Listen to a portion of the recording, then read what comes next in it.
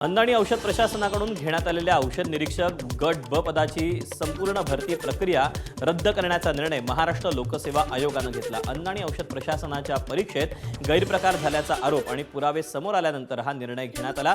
गुन्हे अन्वेषण विभागाच्या अहवालानुसार परीक्षेत गैरप्रकार झाल्याचं निष्पन्न झालं असून एकाच उमेदवाराला या परीक्षेचा प्रश्न संच मिळाला आणि त्याचा लाभ घेतल्याचं उघड झालं। एमपीएससीने हा निर्णय घेतल्यानं या मुद्द्यावरून लढणाऱ्या विद्यार्थ्यांना मोठं यश मिळालेलं असून आता फेर परीक्षा आयोजित करण्यात येणार आहे। एमपीएससी औषध निरीक्षक पेपरफुटी प्रकरणात एक धक्कादायक माहिती समोर आली। या संपूर्ण प्रकरणाला एक लव्ह स्टोरी कारणीभूत असल्याची माहिती तपासातून उघडकीस आली। ऋतुजा पाटील आणि गौरव पाटीलच्या प्रेम प्रकरणामुळे पेपरफुटीचा हा प्रकार समोर आला। ऋतुजाचे वडील अमृत पाटील यांनी एका दलालाकडून परीक्षेच्या 2 दिवस आधी पेपर फोडला होता। मात्र ऋतुजाच्या हातात पेपर आल्यानंतर तिनं प्रेमापोटी गौरव पाटीललाही पेपर दिला। मात्र ऋतुजा पास झाली आणि गौरव नापास झाला। त्यामुळे दोघांमध्ये वाद झाले आणि वादानंतर गौरवनं ऋतुजा विरोधात एमपीएससीत तक्रार दाखल केली। एमपीएससीच्या अन्न आणि औषध प्रशासनाच्या औषध निरीक्षक गट ब पदाच्या भरती प्रक्रियेतील पेपरफुटी प्रकरणात मोठी कारवाई झाली। या प्रकरणी एमपीएससीच्या 3 अधिकाऱ्यांना अटक करण्यात आली आहे। पेपरफुटी प्रकरणामध्ये आतापर्यंत एकूण 6 जणांना अटक करण्यात आली असून अटक करण्यात आलेल्यांमध्ये क्लास चालक आणि परीक्षार्थींच्या नातेवाईकांचा समावेश आहे। दरम्यान या प्रकरणी संपूर्ण भरती प्रक्रिया रद्द करण्याचा निर्णय एमपीएससीने घेतला आहे। आमचा युक्तिवाद असा होता की नेमकं ह्यांना फक्त संशयाच्या आधारावर कुठेतरी पोलिसांनी अटक केलेलं आहे आणि त्याच्या आधी माझा एक I would say technical ground होता, पण ते महत्त्वाचा ग्राउंड असं होतं की जेव्हा ह्यांना संध्याकाळी किंवा रात्री कालच्या दिवशी अटक केलं गेलं त्यावेळेस त्यांना कुठेतरी रायटिंगमध्ये ग्राउंड ऑफ अरेस्ट हे त्यांना सांगितलं गेलं नाही। एमपीएससी पेपरफुटी विरोधात विरोधकांनी पुरेपूर तोंडसूक घेतलं। या प्रकरणातील दोषींवर कठोर कारवाई करा अशी मागणी विजय वडेट्टीवारांनी केली। तर पोलीस कोणाला वाचवण्याचा प्रयत्न करतायत का असा सवाल मनसेचे नेते संदीप देशपांडेंनी विचारला। 2-2 वर्ष परीक्षा होत नाही, 2-2 वर्ष ती भरती होत नाही, 4-4 वर्ष होत नाही आणि क्लास 1 पासून तर क्लास 4 पर्यंतची जबाबदारी रिक्रुटमेंटची जबाबदारी आता एमपीएससीकडे दिली। हे सगळं जो आहे आणि तिथे पण गोंधळ आहे, तिथे पण सगळं त्या व्यवस्थेमध्ये लिकेजेस आहेत आणि सरकारमधले काही लोक त्याचा फायदा घेऊन गोंधळ घातला जातो आहे। म्हणून आरोग्याचे तरी किमान पदं पूर्ण भरले पाहिजेत एवढी साधी अक्कल सरकारला नसेल, आरोग्य विभागाला नसेल, तर यापेक्षा दिव्य काम याचं कोणतं आहे। आता त्यांनी सांगितलं की पेपर फुटलाय, बरोबर, हे तर मान्य केलंय त्यांनी। मग आता याची चौकशी करायचं काम कोणाचं आहे? पोलिसांचं आहे ना। पोलीस त्याची चौकशी करायची असेल तर त्याच्यावर आधी FIR दाखल करावं लागेल। भले तुम्हाला माहीत नसेल की एक्झॅक्ट कोणी फोडला, तर अज्ञात व्यक्तीविरोधात FIR दाखल करून चौकशी करू शकता। यातली ही जी कायदेशीर प्रोसिजर आहे ही पोलीस का करत नाहीये? कोणाला पोलीस वाचवण्याचा प्रयत्न करताय त्याच्यामध्ये? ठाकरेंच्या सेनेचे आमदार आदित्य ठाकरेंनीही सरकारवर निशाणा साधला। यांच्याकडून एक परीक्षा व्यवस्थित घेतली जात नाही आणि यांचा वन नेशन वन इलेक्शन घ्यायचा विचार आहे असा टोला आदित्य ठाकरेंनी लगावला। दुर्दैवाने ही गोष्ट ही सत्य आहे की नीटचा जो पेपर फुटला त्याचा केंद्रबिंदू हा महाराष्ट्र होता। आता एमपीएससीचा आपण बोलताय, मध्यंतरी MHCETचा देखील विषय आलेला आहे। पण सगळीकडे ही परिस्थिती असताना आपण पाहतोय जे सगळे लोक तरुण मुलं मुली जेव्हा रस्त्यावर आले होते त्यांच्यावर लाठीचार्ज करणारे हेच होते, त्यांना दिमागी नक्सल बोलणारे हेच होते आणि ह्यांच्याकडून एक परीक्षा नीट ते चालू शकत नाहीत। यांना वन नेशन वन इलेक्शन घ्यायचं। भाजप आमदार अभिमन्यू पवारांनी आज मुख्यमंत्री फडणवीसांची एमपीएससी पेपरफुटी संदर्भात भेट घेतली। या पेपरफुटीची सखोल चौकशी करा अशी मागणी त्यांनी केली। विरोधी पक्षांचे खासदार मुख्यमंत्र्यांची भेट घेत असताना आमदार अभिमन्यू पवारही पोहोचले। प्रश्नपत्रिका कोणत्या टप्प्यावर फुटली याची चौकशी करण्याची मागणी खासदारांनी केली। प्रश्नपत्रिका तयार करणं, मुद्रण, वाहतूक, परीक्षा केंद्रावर पोहोचण्यासाठीची प्रक्रिया याची तपासणी करण्याची मागणी त्यांनी केली। मुख्यमंत्री फडणवीस यांनी प्रकरणाची सखोल चौकशी करून दोषींवर लवकरात लवकर कठोर कारवाईचं आश्वासन दिल्याची माहिती आहे।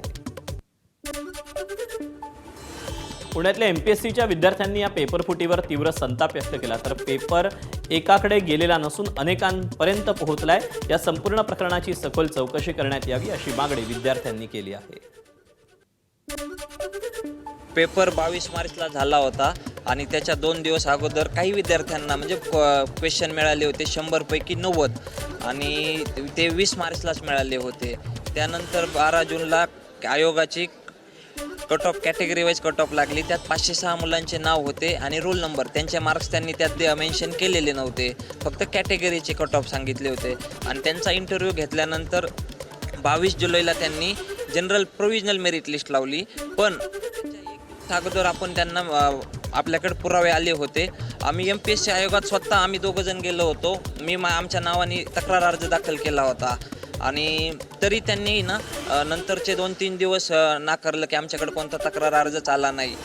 आता याची जबाबदारी आयोगातून कोण घेणार आहे की नाही, त्यांनी माझी माफी का नाही मागावी?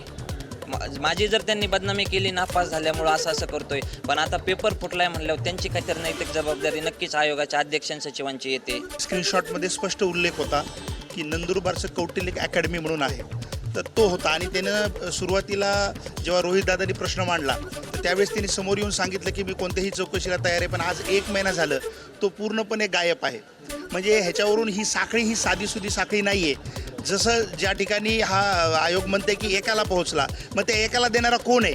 यामध्ये इतकी मोठी साखळी आहे की याच्यात 40 ते 50 लाख रुपयाची देवाणघेवाण झालेली आहे. त्यानंतर यामध्ये खूप मोठे मोठे एजंट्स आहेत. पण त्यामध्ये जर तुम्ही बघितलं, एका विद्यार्थ्यावर तुम्ही आरोप करून जर पेपर फुटीचा आरोप करून जर पुनर्परीक्षा घेणार असाल, पण त्याच्या पाठीमागील जे कोणी आका असतील तर त्यांची चौकशी झाली पाहिजे. पुणे आणि नागपुरात आदिवासी विद्यार्थ्यांचं आंदोलन सुरू आहे. पुण्यातील आदिवासी विद्यार्थ्यांचं विविध मागण्यांसाठी सुरू असलेल्या आंदोलनाचा 14वा दिवस आहे. काल सरकारनं आदिवासी विकास विभागाअंतर्गत येणाऱ्या शासकीय वसतिगृहांमध्ये प्रवेशासाठी लागू करण्यात आलेली 30 वर्षांची वयोमर्यादा रद्द करण्याची घोषणा केली. मात्र इतर मागण्यांसाठी आंदोलन सुरूच ठेवण्याचा निर्धार या विद्यार्थ्यांनी केला आहे. आंदोलनाची धार आता इतर जिल्ह्यातही वाढतेय. दरम्यान आदिवासी विकास मंत्री आणि आंदोलक विद्यार्थ्यांच्या शिष्टमंडळाची बैठक सुरू आहे. विरोधी पक्षांच्या खासदारांनी मुख्यमंत्र्यांची भेट घेतली असून या भेटीची इनसाइड स्टोरी ABP माझाच्या हाती लागली. जिल्हा नियोजन समितीमध्ये खासदारांनाही निधी देण्याची मागणी यावेळी करण्यात आली. तसंच राज्यस्तरीय दिशा कमिटीची बैठक लवकर घेण्याचं आश्वासन मुख्यमंत्र्यांनी दिलं. केंद्रस्तरीय रस्ते विकास निधीत विरोधी खासदारांचेही प्रस्ताव घेण्यात येणार असल्याची माहिती समोर आली. आता खासदारांना जेमतेम 5 कोटी निधी मिळतो. सर्वसामान्य माणसाला याची कल्पना नसते की हा निधी कशासाठी वितरित करायचा आहे तो. आणि आम्हाला बंधन आहेत की बांधकाम केलं पाहिजे. त्यांनी इंग्रजीमध्ये परमनंट ड्युरेबल ॲसेट तयार करायचं लिहिलं आहे. आता मुंबईसारख्या शहरामध्ये लोक आमच्याकडे रस्ते दुरुस्तीसाठी येतात, चाळीच्या दुरुस्तीला द्या, ह्याला द्या, त्याला, आणि मग त्याला कळतं खासदार देऊ शकत नाही, मग ते नाराजी व्यक्त करतात. ह्या निधी आम्हाला जिल्हा नियोजनकडनं मिळायला हवा. पण तो जिल्हा नियोजनमध्ये जे नगरसेवक नाही, जे माजी नगरसेवक, माजी खासदार, अशा लोकांना पैसे दिले गेले आणि तेही खासदारांपेक्षा अधिक दिले गेले. त्याची एक तक्रार सगळ्यांनी केली की आमच्या खासदारांच्या मतदारसंघामध्ये काय काय अडचणी आहेत आणि त्यांना कसं त्यांच्या अडचणी दूर करायच्या आणि त्याच्यासाठी दूर करण्यामध्ये अडचणी काय येतात, आणखीन भेदभाव कसा होतो आहे, या दृष्टिकोनातून आम्ही मुख्यमंत्र्यांची बैठक घेतली आहे. जिल्हा विकास निधीवर आता 70% आमदारांचं नियंत्रण राहणार आहे, तर विकास निधीवर पालकमंत्र्यांचं 30%च नियंत्रण असेल असा निर्णय झाला. महायुतीच्या समन्वय समितीच्या बैठकीत जिल्हा नियोजन समित्यांसंबंधी हा निर्णय घेण्यात आला. यामुळे आतापर्यंत जिल्हा विकास निधी हा फक्त पालकमंत्रीच ठरवत होते. आता पालकमंत्र्यांच्या 30% निधीचं महायुतीच्या 3 पक्षात समान वाटप होईल. माननीय पालकमंत्र्यांना आत्ता आम्ही संपूर्ण निधी वाटपाचा फॉर्म्युला दिला आहे. 70% निधी हा त्या भागातल्या सर्व विधिमंडळ सदस्यांना हा जाणार आहे. 30% निधी हा पालकमंत्री यांना अधिकार असणार आहे. 30% निधीमध्ये पालकमंत्री त्या ठिकाणी सर्वांना त्या ठिकाणी समन्वय करून तो वाटप करणार आहे. आणि त्यामुळं आता कुठलाही सर्व जिल्ह्याला पालकमंत्री असल्यामुळं कुठेही आता त्या ठिकाणी स्कोप नाही. सर्वांनाच त्या ठिकाणी एका लाईनने निर्देश दिलेले आहेत. त्या लाईनवरच आमचे पालकमंत्री आणि आमचे आमदार काम करणार आहेत. पुणे जिल्ह्यातील चाकणमधील समस्यांचा सुनेत्रा पवारांनी आढावा घेतला. चाकण परिसरातील विविध समस्या अनेक वर्षांपासून प्रलंबित आहेत. त्यावर कायमस्वरूपी तोडगा काढण्यासाठी सर्व संबंधित शासकीय यंत्रणा आणि संस्थांनी समन्वयानं काम करणं आवश्यक असल्याचं त्यांनी म्हटलं. चाकणच्या विकासासाठी स्थापन करण्यात आलेल्या समितीनं कामाचा रोडमॅप तयार केला असून समितीला आवश्यक त्या सूचना आणि मागण्या ऐकून घेऊन काम करण्यास पूर्ण सहकार्य केलं जाईल असं त्यांनी म्हटलेलं आहे. ठाकरेंच्या शिवसेनेचे आमदार आदित्य ठाकरे रायगड जिल्ह्याच्या दौऱ्यावर असून त्यांनी मुंबई गोवा महामार्गाच्या कामाची पाहणी केली. वडखडजवळ डोवलीमधून त्यांच्या दौऱ्याची सुरुवात झाली. रायगडच्या कोलाड इथे झोपडीप्रमाणे असलेल्या चहाच्या टपरीवर थांबून आदित्य ठाकरेंनी टपरीधारकाशी बातचीत करून रस्त्यावरील खड्ड्यांची परिस्थिती जाणून घेतली. आगामी गणेशोत्सवात कोकणात जाणाऱ्या चाकरमान्यांचा प्रवास सुकर व्हावा यासाठी ते या कामांचा आढावा घेत आहेत. एवढा भयानक रस्ता असताना मंत्र्यांनी दौरे करून काय उपयोग आहे? बाहेर तरी बघा काय चाललंय. आणि काय तुम्ही आता जे ज्यांचे पोस्टर लागले ते बघा काय जबरदस्त क्वालिटीचे आहेत. तसे क्वालिटीचे रस्ते कधी बनणार? पालकमंत्री पदावरनं 2-2.25 वर्ष भांडण चालू होतं. त्याच्या 4 वर्ष म्हणजे 2 वर्ष भांडण चालू होतं. भांडतात पालकमंत्री पदावरनं, भांडतात गाडीवरनं, भांडतात बंगल्यावरनं. पण ह्याच्यावरनं कोण आवाज उठवणार? कंत्राटदार जर पळून जात असतील तर मग तुमच्या खात्याचा काय उपयोग आहे? आणि मुख्य गोष्ट हीच आहे की आपणच सांगते ना की काय काय सांगून झाले. आता मी त्याच्यात जात सुद्धा नाही. पण दुबईकर राजाने जर आजचं हे फुटेज बघितलं तर काय होईल माहित नाही. पण स्पेस टेक्नॉलॉजी वापरली एवढं 100%. पॅचवर्क नवीन हायवेवर जो हायवे आता बनतोय, आता आपण पाहिलं जो पूल होता 10-12 दिवसापूर्वी त्याचं उद्घाटन झालं. तो बाजूनी आल्यानंतर पाहतोय भिंत ती फुगायला लागलेली. ते बाजूनी झालं. वरती एक तडा गेला म्हणून तो पूलच आता 10 दिवसात बंद केला. आणि NHAचं स्वतःचं ऑडिट सांगतं की आता हा पूल तेवढा काही मजबूत नाही आहे. मग जनतेचे पैसे, जनतेचा वेळ, रस्ता बनवण्यात सगळा जो वापरला तुम्ही तो वाया घालवला. त्या कॉन्ट्रॅक्टरला काय दंड होणार आहे? मंत्र्यांना काय दंड होणार आहे? तिकडच्या अधिकाऱ्यांना काय दंड होणार आहे? मंत्री भाषणं द्यायला मोकळे असतात, पण जे काम चालतं ते आपण पाहतो. आत्ता आपण येताना एक रस्ता पाहिला. आपण आज दौरा आहे म्हणून खडी टाकली होती. सकाळपर्यंत खडी पण निघून गेली. मुंबईतल्या जुहा आणि अंधेरी पश्चिम परिसरातील जवळपास 16 एकरांचे 3 महत्त्वाचे मोकळे भूखंड आणि मैदानं भाजपा आमदार अमरीश पटेलांच्या ट्रस्टच्या घशात घातल्याचा आरोप आदित्य ठाकरेंनी केला होता. त्याला भाजपा आमदार अमरीश पटेलांनी उत्तर दिलं.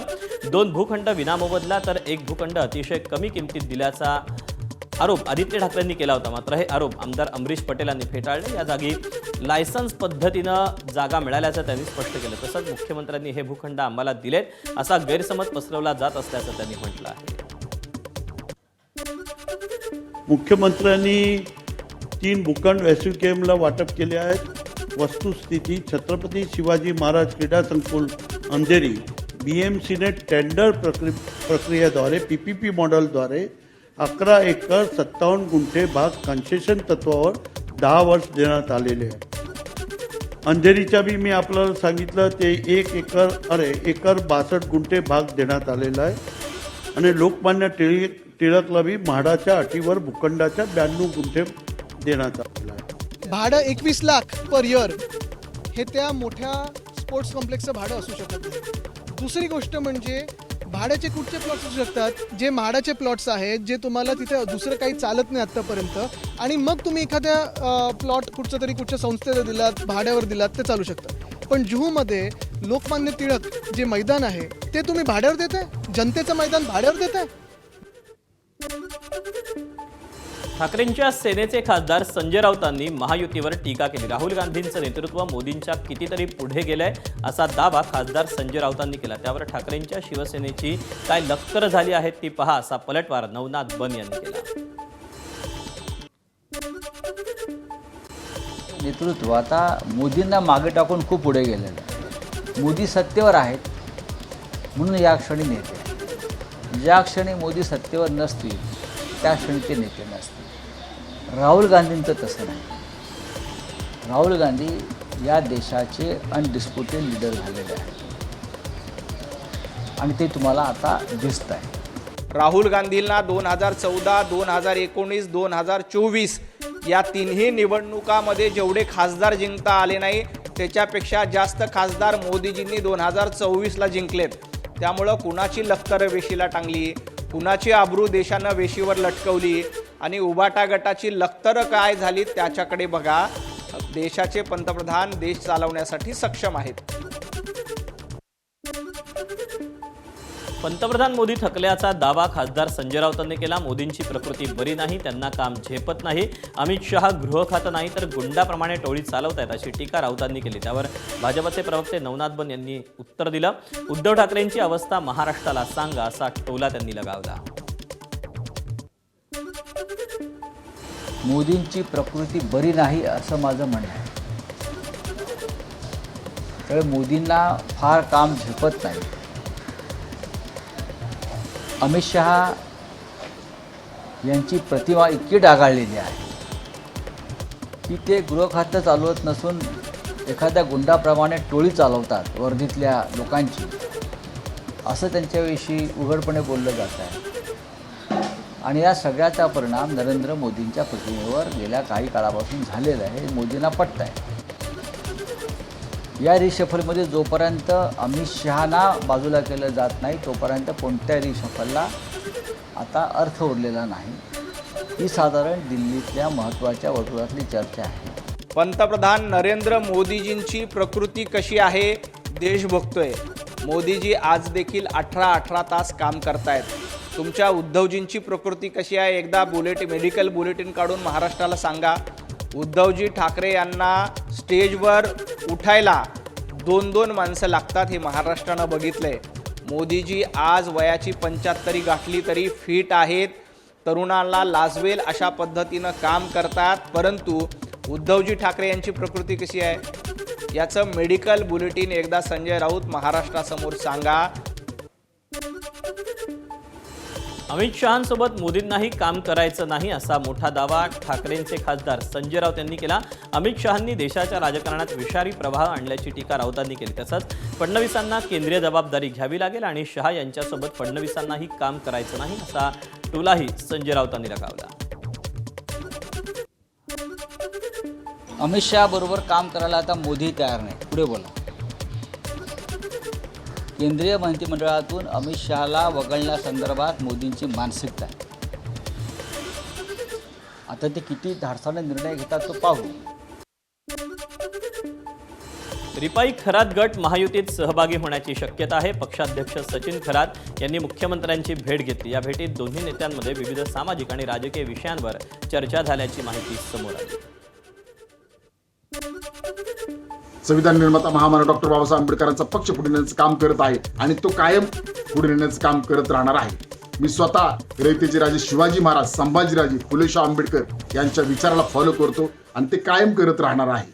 आणि जी काही राजकीय चर्चा झालेली आहे ही सुद्धा राजकीय चर्चा मी कार्यकर्त्यांना सांगणार आहे आणि त्या कार्यकर्त्यांची चर्चा करणार आहे. आणि यापुढील काळात मी कायम संविधान निर्माता महामानव डॉक्टर बाबासाहेब आंबेडकरांचा विचार पुढे नेण्याचं काम करणार आणि रिपब्लिकन पार्टी ऑफ इंडिया हा पक्ष महाराष्ट्रामध्ये वाढवण्याचं काम करत राहणार.